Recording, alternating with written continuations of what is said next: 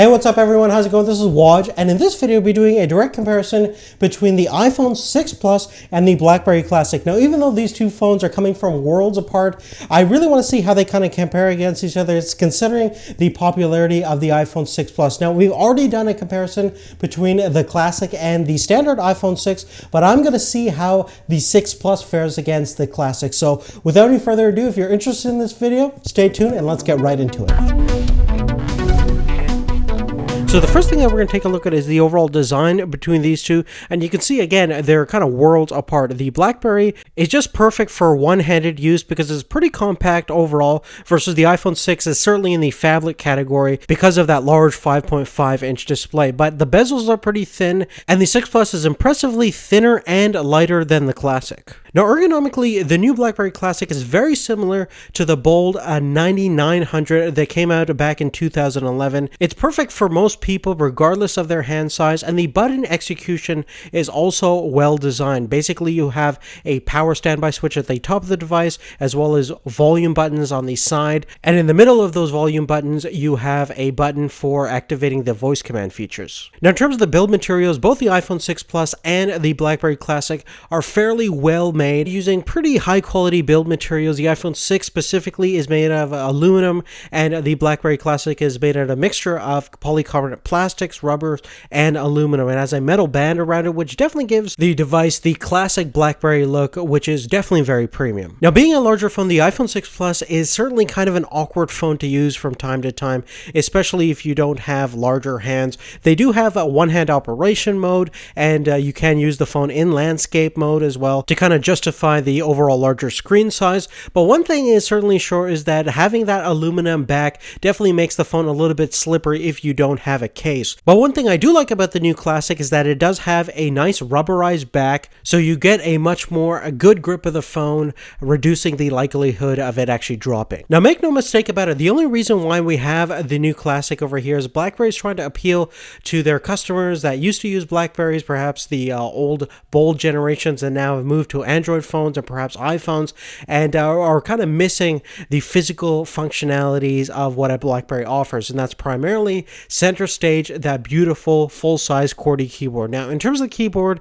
I'm not going to say that it's the best QWERTY keyboard ever made in history put on a smartphone, but in terms of the overall properties and tactile sensation you get from the keyboard, I do have to say that it's probably one of the best keyboards I've ever used on an actual smartphone. Now, if you take a closer look at the keyboard on an angle, we can see that the left and right regions of the QWERTY keyboard have been actually raised on the corners to kind of make it easy for anybody with any size thumbs to actually type on. And for me that have fat, large thumbs, this is definitely a handy and useful design aspect of the individual keys. And after a while of usage, the keyboard really becomes second nature, and you can type extremely fast with it. I myself have been using a lot of virtual on-screen keyboards, so I definitely have to put in a little bit more time and practice into mastering the keyboard, but it's very easy to overall use and really made for people that do a lot of messaging back and forth. Perhaps for most of the time your smartphone is a device to communicate with and you don't need any of the multimedia features. The Classic is really made for that purpose. It's a business grade smartphone with industry levels of security, and really what BlackBerry is famous for is having a really awesome physical keyboard, and this certainly delivers that feature. Now, on top of that QWERTY keyboard, we have what BlackBerry fans call the utility belt, which is comprised of a send and end button as well as a menu and back button. And the nice thing, they are physical buttons themselves. They're not capacitive touch, which certainly continues the theme of the Classic. At the center of the utility belt is an optical trackpad, which gives you a whole bunch of different features depending on which certain apps you're using. For example, if you're browsing the web, it can be used as a mouse cursor, which is kind of archaic at times, but it is also handy if you're scrolling through a lot of different messages. And plus, you can highlight and multi-select them by holding in Shift, which definitely makes deleting all your junk mail a little bit easier as well. Now, the primary way you control your iPhone 6 Plus is through the capacitive touch display,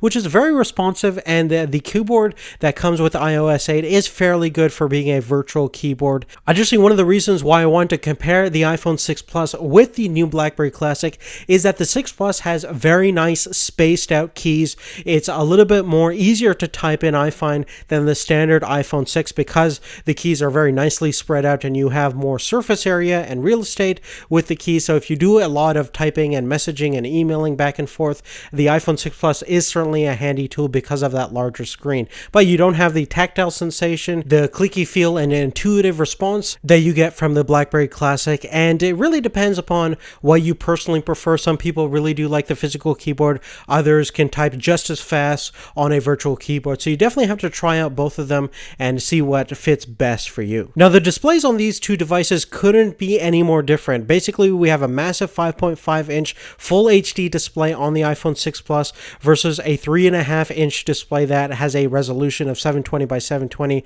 on the BlackBerry Classic. And in terms of multimedia consumption and just consuming data, you definitely get a lot more screen real estate and a much larger screen, as you can see right over here on the iPhone 6 Plus. And that's certainly a big appealing factor of why people love larger smartphones, and certainly one thing that the BlackBerry Passport tried to address, but I think failed overall in doing so. Now, the other thing that's quite inferior on the Classic is the overall internal specifications. Basically, we're using a Snapdragon dual-core processor that's clocked about 1.5 gigahertz. And even though the 6 Plus also has a dual-core processor, make no mistake about it, the A8 is a monster of a CPU. And if you take a look at the Geekbench 3 results, you can see that point illustrated quite well. We're pretty much completely annihilating the BlackBerry Classic on the iPhone 6 Plus size. Now, in real life, when you're just browsing the web or checking your messages, the BlackBerry Passport is very fast and responsive, just as fast and responsive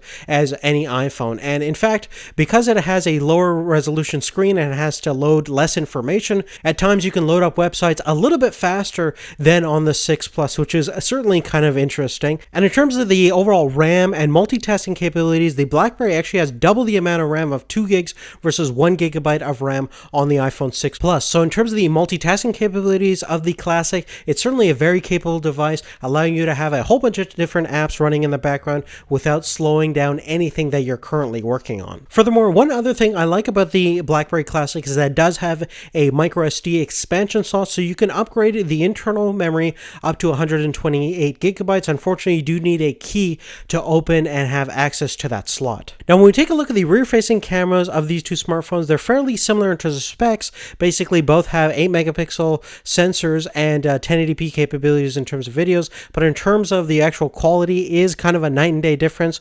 If you take a look at the sample footage coming out of the BlackBerry versus the iPhone 6 Plus, it's a really big difference in terms of how the colors are rendered on the iPhone, and the overall low light capabilities is much better on the iPhone. It's just a better camera overall, and that goes the same for the video functionality. And they both do have some sort of stabilization system.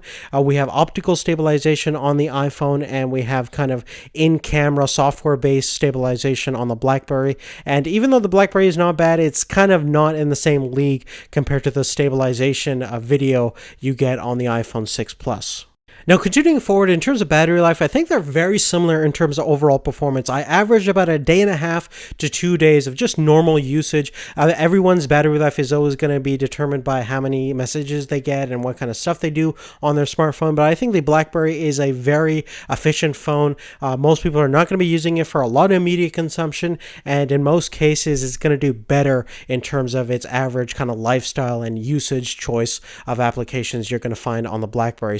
But typically speaking, they're both pretty similar in terms of overall battery performance. And the very last thing that we're going to talk about is price. Now, the BlackBerry is really aggressively priced. It's not the cheapest smartphone out there.